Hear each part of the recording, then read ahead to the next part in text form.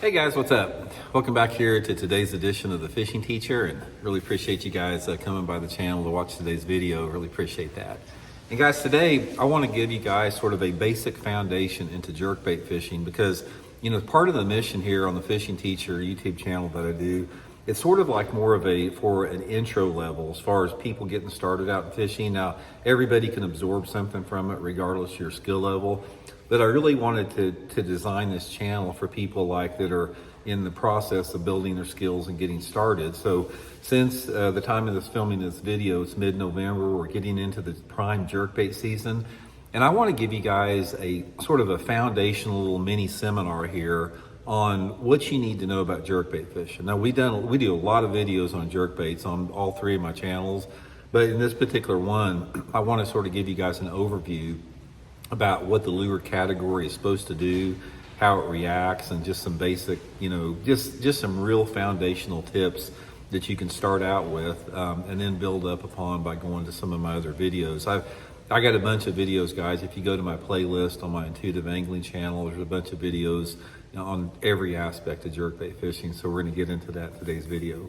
Also, guys, a couple quick housekeeping tips before we get started. Just want to let you guys know that I got my on the water lessons started up again. A lot of guys get these lessons with me to learn how to fish jerkbaits in the wintertime. If you're interested, just go to my YouTube, or excuse me, my Facebook page, Randy Blaukat Professional Angler, and shoot me a private message. And also, please check out, I'll put the link in the description for my Fish the Moment winter lake map breakdowns.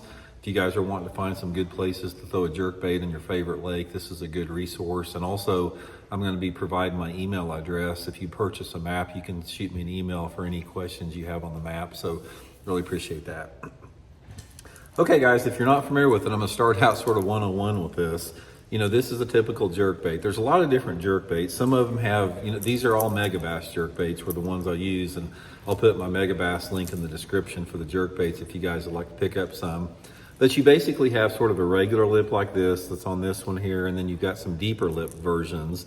Obviously the lip size is going to determine, you know, how deep the jerkbait runs. But the overall gist, or the overall reason why jerkbait is so effective, it looks like a minnow. You know, it's designed to look like a minnow, and when you work it, it darts through the water, you know, sort of like a minnow escaping. So it really sort of capitalizes on a lot of different instincts of the fish, why they attack a lure. It's something that looks real, it looks like a minnow, it's something that's darting, that tries to get away. And the whole thing about a jerkbait is it triggers a lot of different reasons why a bass strikes, because a bass strikes a lure for a lot of different reasons, guys. Not just because they're hungry. They strike it out of anger, curiosity, competition, reflex, you know, a lot of different stuff that goes on. And a jerkbait is one of those lures that fits into every category. It looks like something alive, so sometimes they try to eat it, they think it's a minnow. It darts really fast like it tries to get away, so it creates a reaction strike. And based upon how you work the jerkbait, like say for example, if you work it down and you get it deep and you let it sit there and suspend and you barely move it, you know, it creates that curiosity strike sometimes. So there's a lot of different things that go with that. Now, the whole thing about jerkbait fishing is, the reason I do a lot of videos on it, it's probably the most complicated fishing technique, because not only do you have all the color variations, you got different profiles of jerkbaits, but then you have to manipulate the bait yourself to get the bait to have action. You know, other lures like a spinnerbait or a chatterbait or a crankbait or something like that, you just throw it out and reel it in. You don't have to put any action on it.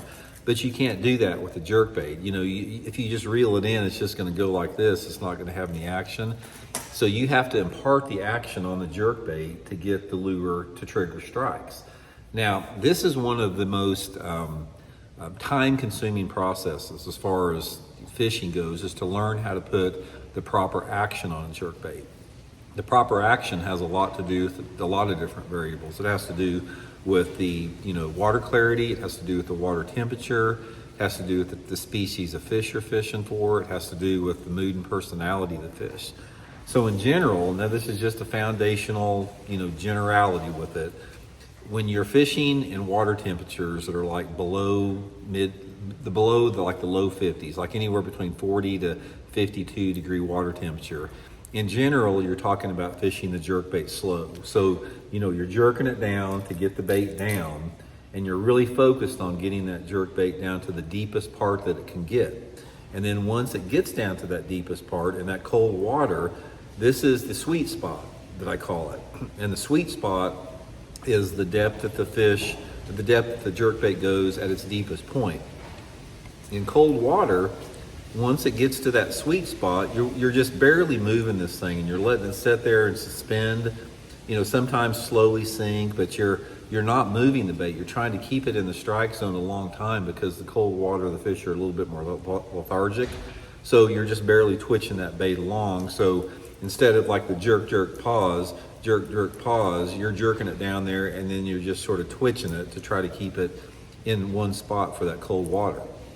Now, as the water temperatures warm up and you start to get in, say, the 50s, 60s, 70s and greater, that's when you're not really concerned about getting the jerkbait down as deep as it can get or keeping it slow.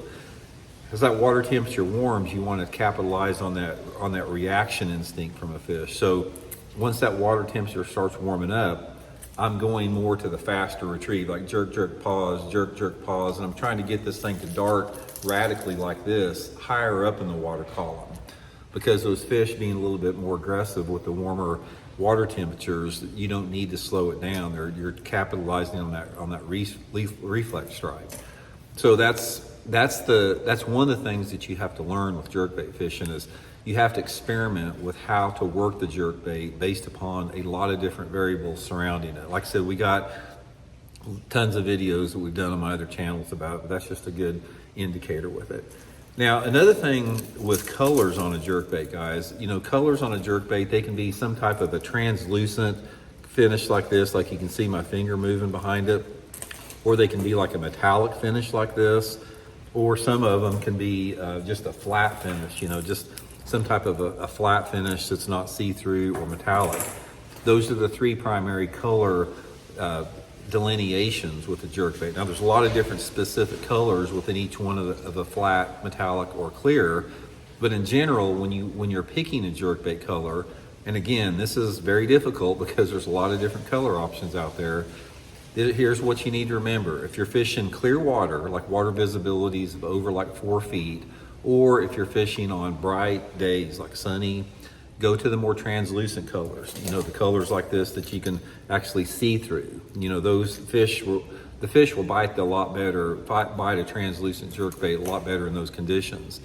If you're fishing a cloudy day, like it's cloudy, maybe the water visibility is not quite as clear, that's when some type of a flat finish like this, just like a flat painted finish, works good, because it puts out a little bit of glow in the water. And on the days where you have a lot of wind and maybe some type of a partly cloudy condition, that's when I like the metallic.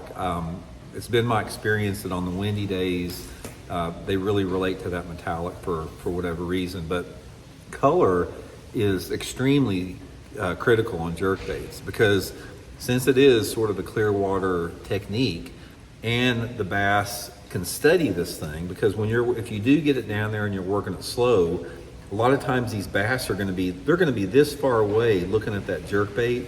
So the color pattern that you have on the jerkbait can be extremely critical. I've seen days where I'm fishing a jerkbait and I can't catch anything on it, and I just think they're not biting a jerkbait, and then I'll make a slight color change and it just lights it up. So you really have to experiment a lot with colors, and I know they're expensive to buy, but if you're going to be a really, really good jerkbait fisherman, you got to have a pretty wide range of colors to match all the different conditions that you get into.